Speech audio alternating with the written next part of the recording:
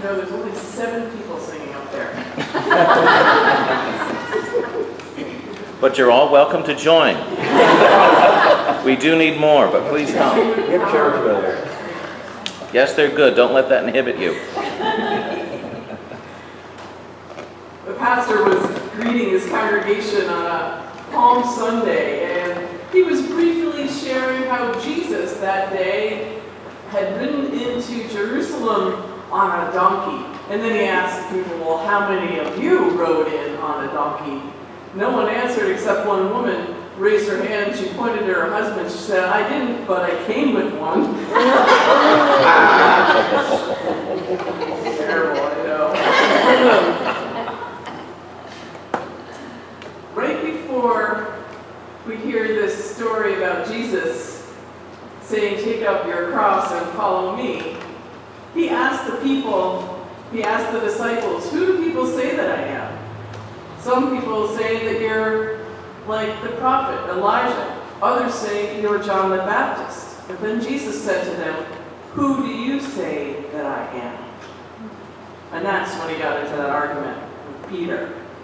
You see, Jesus and his disciples were on the way in an area that would have been regarded by people in that area as sacred. It was close to the source of the River Jordan, and it was near Mount Hermon.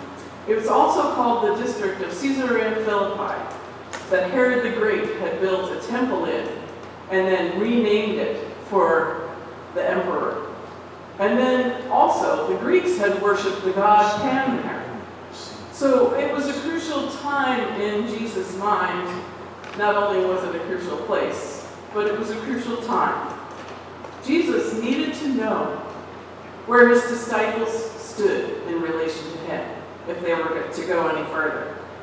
He wanted to know how they understood him and what they, together, were all about. So he asked them, who do people say that I am?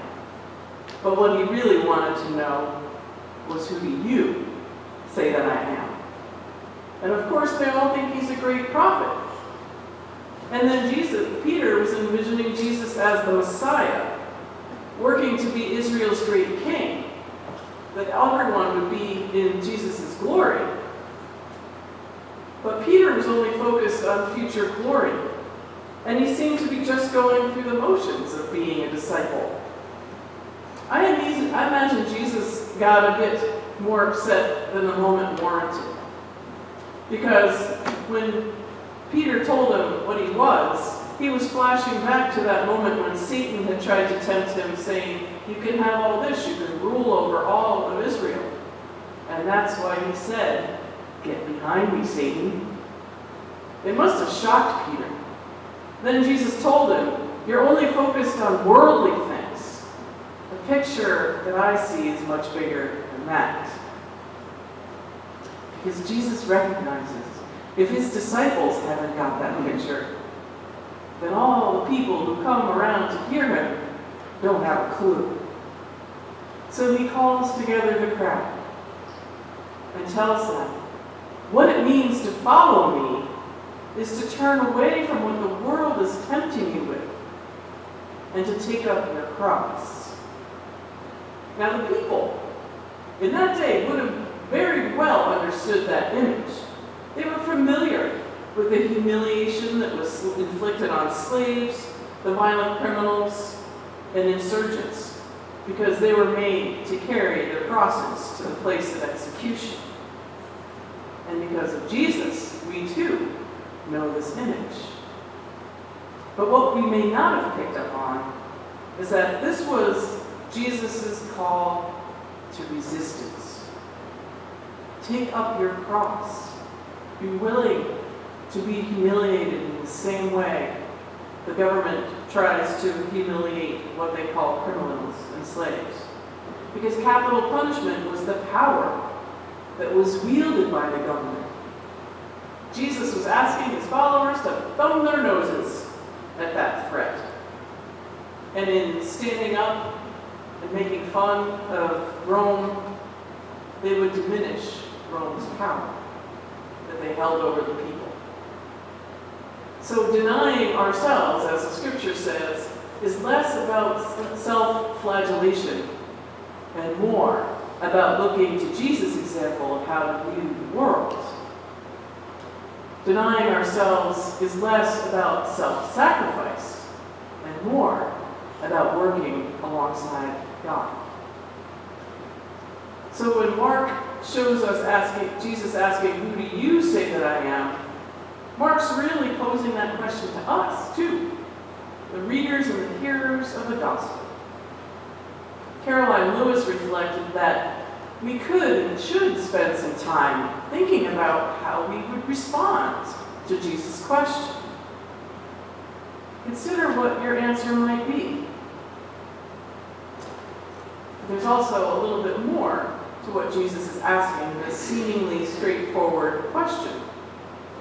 Because who do you say that I am is at the same time asking, who will you say that you are? Who you say Jesus is, she says, is who you have decided to be. You can't answer Jesus' inquiry without revealing who you are. Or we could switch it around. Who you are reveals who you have decided Jesus is for you. So when we're asked who Jesus is, it's a moment we have to admit to the extent that we do actually follow Jesus. It actually connects with some sort of confession of who we believe Jesus is. And I think Jesus' question also ties in with some of the questions we've been asking ourselves over these last year or so. We ask ourselves who we are in this town when we look to the future. We ask ourselves, how can we serve Jesus? Who do you say that I am is a question I think we should also ask of others about ourselves. Who will people say that we are as a church here in this community? As people who follow Christ? I believe that all in all, actions speak louder than words. We can call ourselves Christians, but do we live as Christ lived? Who is Jesus for us? And who are we when we follow Jesus? Jesus knows it's one of the hardest questions to ask, which is probably why he asked it in the first place, and why he asked it first.